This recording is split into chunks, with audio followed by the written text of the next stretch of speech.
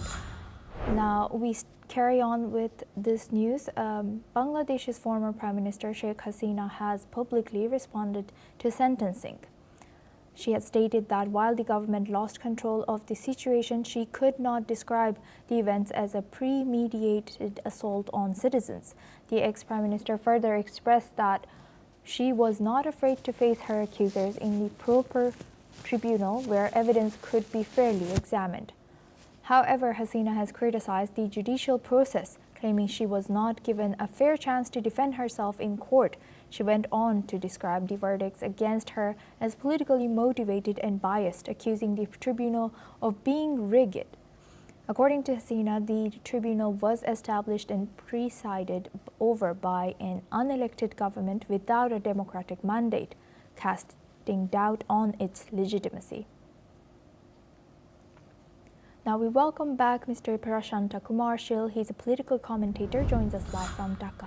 Thank you very much, Mr. Prashant, for staying with us. As you were mentioning about how important this ongoing verdict is and the changes that it should be made in Bangladesh to bring this about, this change that's needed, how might Sheikh Hasina's claims of politically motivated and illegitimate tribunal influence domestic perception of this justice?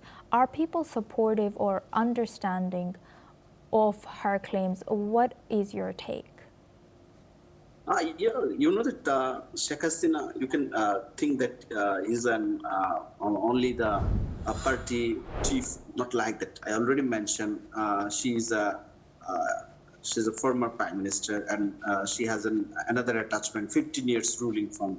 And another attachment is here. He is a daughter of Bangabandhu Sheikh Mujibur Rahman. He's a father of nation. So there's lots of attachment and fan base. In Awami League, you know that the fan-based party from Bangladesh in politics.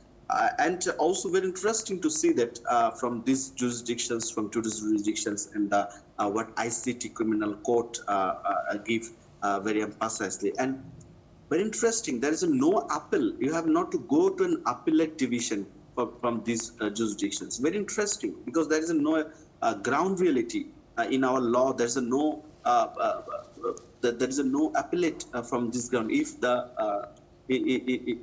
victim or the accused are not meeting physically, so there's a way. And another challenge for, I think, my observation from, especially you can give a very jurisdiction procedure in Bangladesh by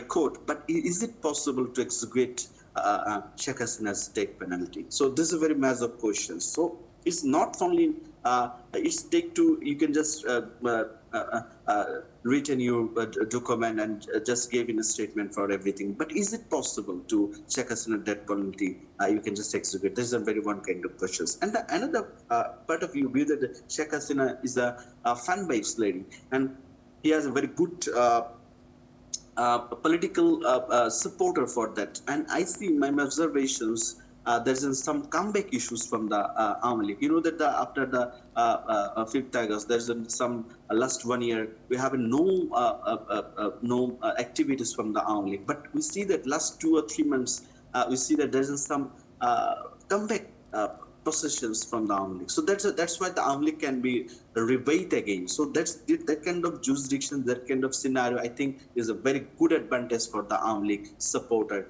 They can give the full dividend for that. So it's my observation. And also I think the talk about the law, order and situations, I think the next time is very unrest situation in Bangladesh politics, because there's already the political party are divided into the referendum issues. You know that the political parties are already divided into the July charters, and now they are the main motto the next election. So I think it's a little bit tough for the Bangladesh politics from this Sheikh Hasina's jurisdiction also, and the hospitals and very law and order situation is very turbulent. So this is my observation. I think it's not a take of the people.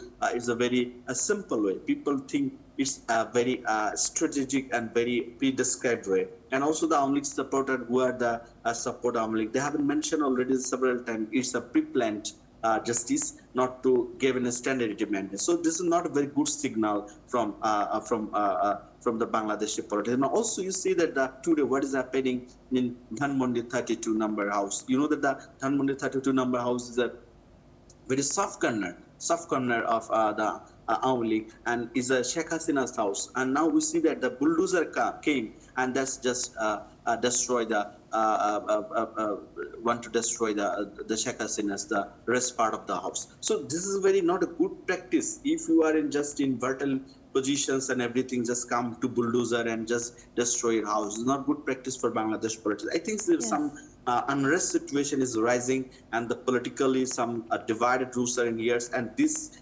jurisdiction is not a very full benefit for the country. It's a very clash and anti-clash situation for the next decades. Indeed. So we have to see how the present government from control these issues very hardly. Yes, hopefully. Thank you. With that, I would like to thank Mr. Prashanta Kumar Shil for joining us today as a political commentator from Dhaka. Thank you very much. Now we stay on this topic. We now bring you a part of the verdict that was read out during the sentencing of the ex-Bangladeshi Prime Minister. Let's listen in.